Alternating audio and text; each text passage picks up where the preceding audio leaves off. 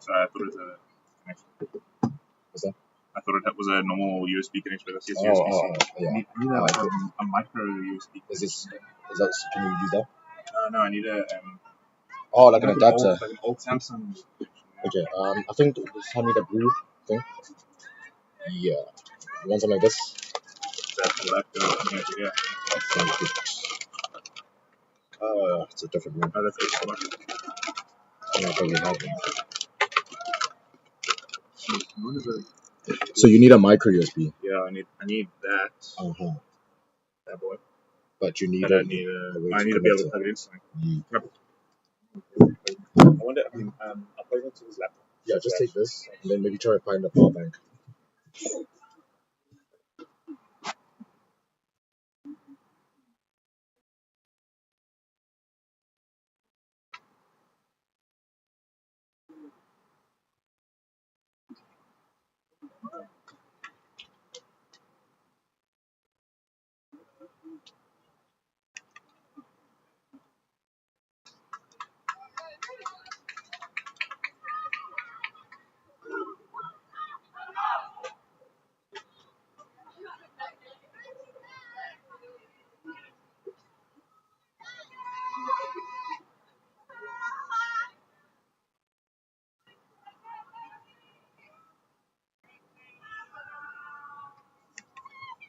Backgrounds here. I will chop.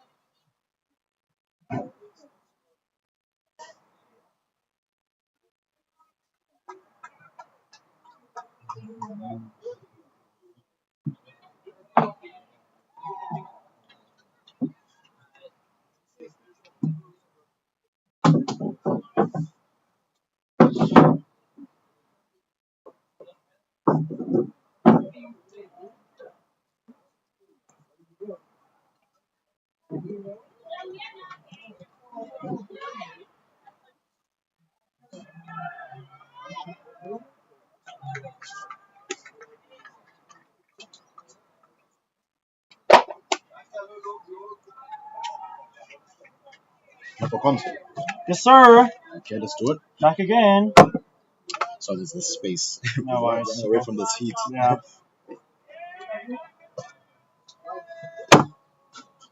So yeah, well done in your win against Marty's, eh? Yeah. Well done on your win against Marty's, eh? Good stuff, guys.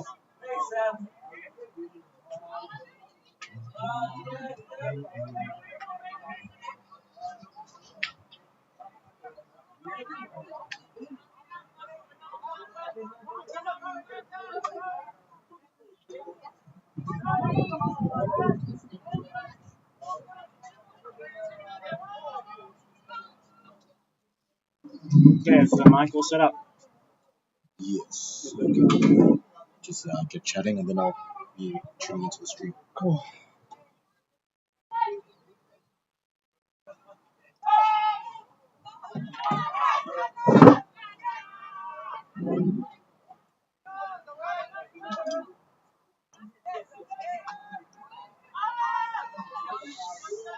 And first pull goes up. Welcome to the semi-final between the Long Donkeys and Nomad. First pull from Christine Court goes out. Mark Wilson brings it in and we'll take a break.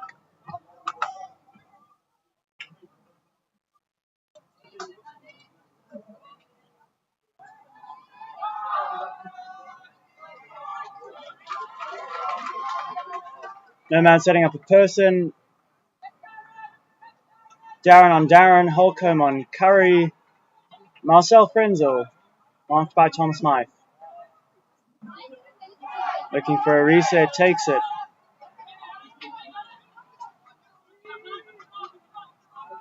Turn. Big first turn by Nomad.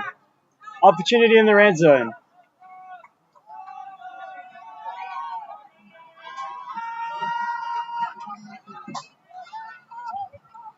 Nomad hoping to be calm here. Tom Smythe swings to Alice. Up to Licia. Back to Alice, back across to Tom. They know this donkey zone well. Phil back to Christine. To Tom. To Licia. Lots of quick movement from Nomad. Changing the point of contact at all times. Tom Smythe. Through to Chris. Leads Alice. Back to Tom. Calm start by Nomad so far. Donkey's making them throw. Good containment from the donkey zone. And that's what it does. Makes you throw a lot, and turnover comes. Darren Holcomb to pick up the disc.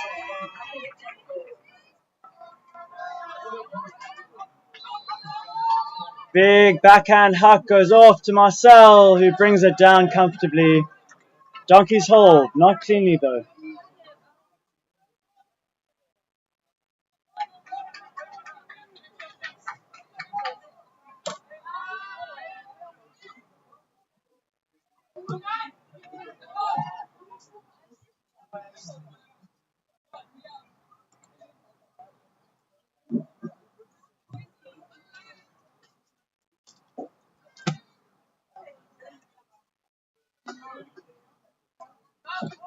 Sound okay? Sound okay?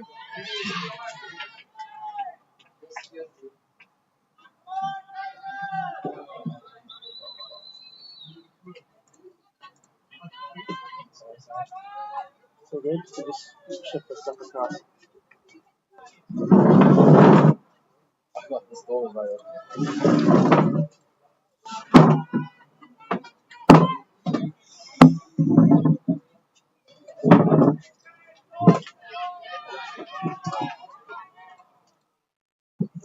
This is crazy. Where's the one? That is weird. It's annoying. Marcel Frenzel pulls deep. Jason Guard to receive. Centers to Vian.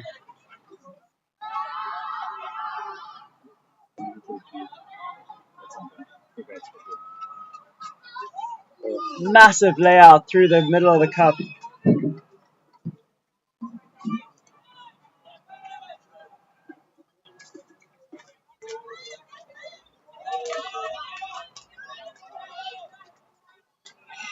Lovely hand block from Alice.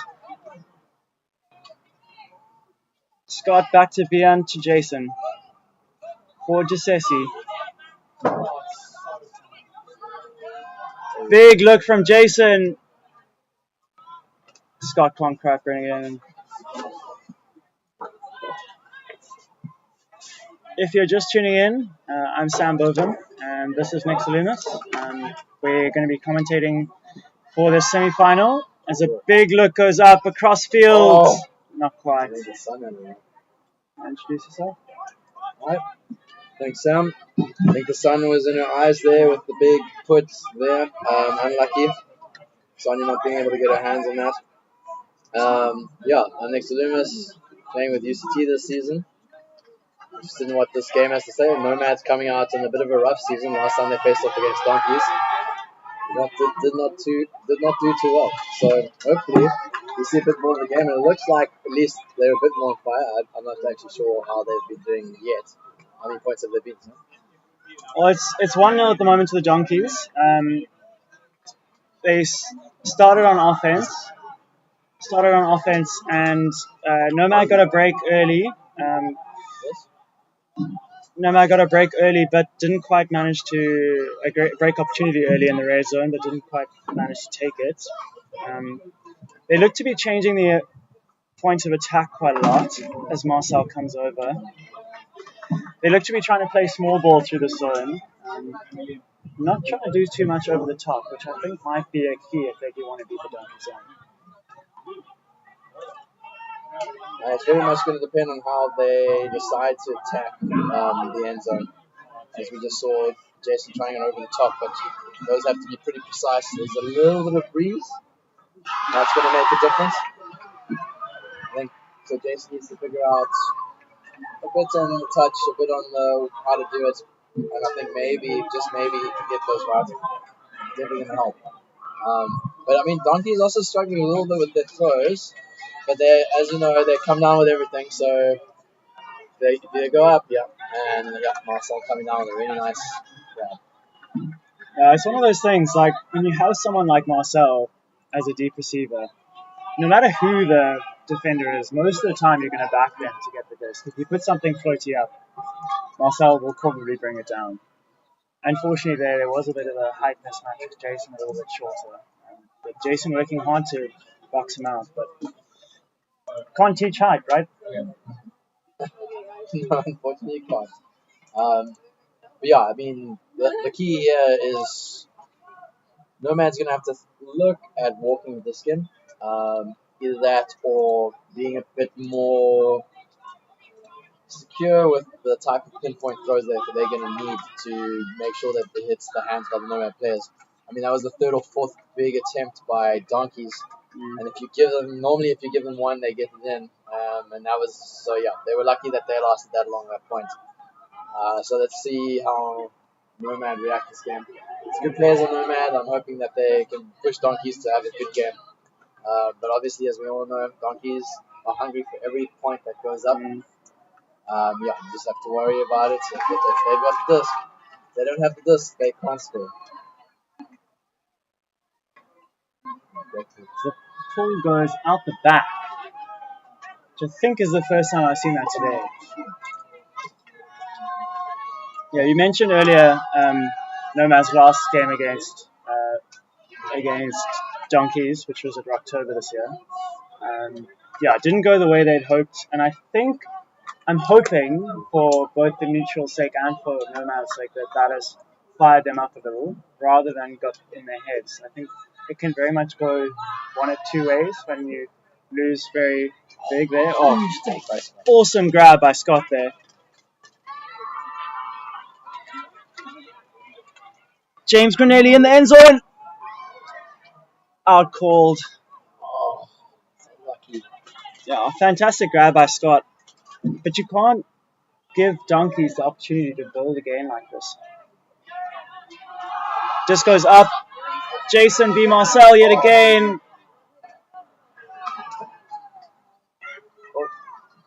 A little bit of chaos in the end zone there. High stall now. High release too. Marcel playing every other around the back. unbelievable throw. It seems like there might be a call though.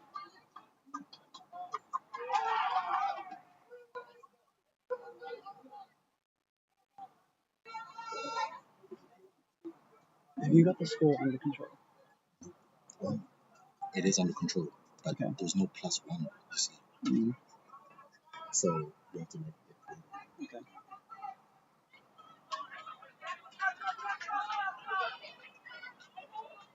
Yeah, Scott's going to be hurting a little bit after that great grab. Nomad needs to take those chances and capitalize on them, otherwise they're going to struggle.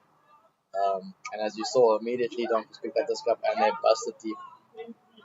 And with this height disadvantage, it doesn't matter how high, as a short person, you can jump. Unless you can jump higher than them, it's going to be tricky, especially with Marcel back there. Yeah, so I'm not quite sure what the outcome is. It looks like it's going into overtime in the Spirit situation here. I don't know if they're just going to just contest and send it back at this point. Yeah, I'm not quite sure. I think because Marcel clearly caught it inside the field, I think what it might be is an offensive foul or a Torres foul that Jason might be calling on Marcel as he passed that final throw into the end zone. Yeah, looks like it's coming back, probably a contested foul.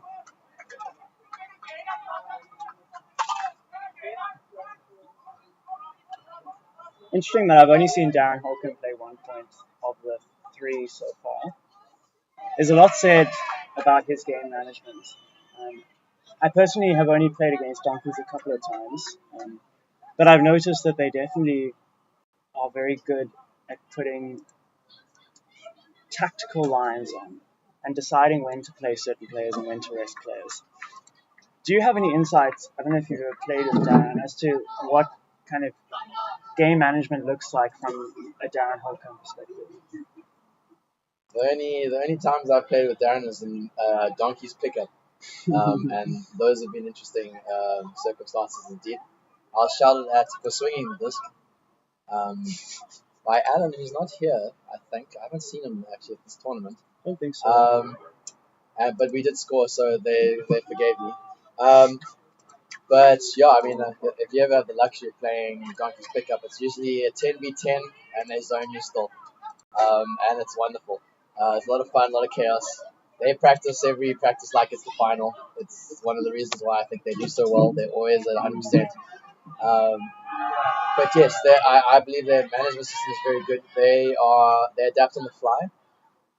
They will bring in heavy hitters and universe pointers when they need to, and if they think that they've got the game in the bag, they immediately swap out poor players and they bring in their newer players who are still very capable, still add to that mental pressure that Donkeys is so good. And there's another goal, a little bit of a dump swing. I don't know if the Donkeys how often they do that, but it looked like a good one. Yeah, and then I think what's the score now? That's 2 breaks in a row. 3-0, yeah. 3-0. Nomad's possibly calling a timeout here. I'm not quite sure what they're going to say. I feel like they're doing quite a few things pretty decently. They just need to finish. They just need to finish that, especially if they get close to the end zone. If they don't, it's just Donkey's free game. Yeah, I think that maybe is the most frustrating thing about Nomad for me this season is they have so much talent and so much ability and so much expertise and experience and knowledge, but for some reason that final throw just doesn't seem to be coming off. And I don't know what it is, how one looks at that in game in the context of a season and say how do we kind of flip the switch? Because they have it in them. They've won nationals before. They've got a whole bunch of mutiny players who have just beaten Donkeys. It's not a matter of they've never beat Donkeys, so it's not something that they've ever done. So it feels like a mountain that's insurmountable. Yeah, it's definitely, I think, something a lot of, especially Cape Town teams have thought about over the years. How to beat Donkeys. I think for me, it's very much mindset. I think a lot of teams put way too much pressure on themselves. I personally love playing the Donkeys, and I enjoy I enjoy being able to be challenged by an athletic team that is not here to muck around. And I, I think often, sometimes people forget that in the game and they let the pressure pull on them. And that's obviously what donkeys want to do. They want to mentally pressurize you into making mistakes. But sometimes I feel like maybe we're in Cape Town a bit too conservative with how we play, which means that when we try different things, which is what the donkeys do to us, because we don't really play against this kind of style that much. So that's an exact example. Like, so that's Vian trying something different that he wouldn't have played against the UCT team or a Heat team, very possibly. While donkeys do that kind of stuff all the time and they come down, that's a big difference in the way that the men works. They're used to these things, and we have to suddenly adjust our game. It just makes it different. So it does depend on how patient the team is, what your leadership does. I feel like strong leadership can really help against donkeys. And he has a massive foot. Huge grab, and I think that was just in. What a score! Holy moly! Nice celebration too. Is that Vaughan? Yeah. I don't put it though. Was it I'm Darren? not sure. It looks so. I don't think that Vaughan is such a famous team now. So, like, Marcel here, the Frenzels, Dan Holcomb get so much kind of focus from them. But you underestimate Vaughan, because you do just as the others will. I haven't looked too much ever. I don't know if you have any insight on that. How donkeys play against Sebastian. I think that's probably just because I mostly have played against him. How do you think that they adjust to this? Because they most actions. I have a lot of it against donkeys. I honestly think often it's more strength we have in the net. We can put a lot of very good pressure on them. They have a nice chaotic style of offense, and that makes it difficult to predict where they're going to cut and how they're going to how they think is. One has to.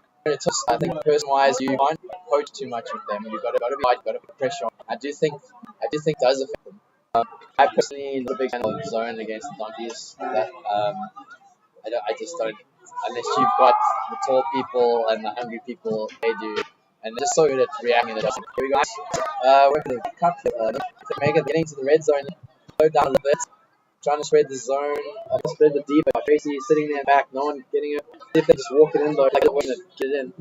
At a spot faking. So with this, looking for a fake. One thing I will say, don't Tom throwing it away efficiently there. That's a bit of a brain fart. I'll say not to work against the zone. It's fake one direct. Suddenly, yes. Oh, huge D there by Alicia, but Dan's going to foul on that. Fair enough. Hard to see. This is going to come in.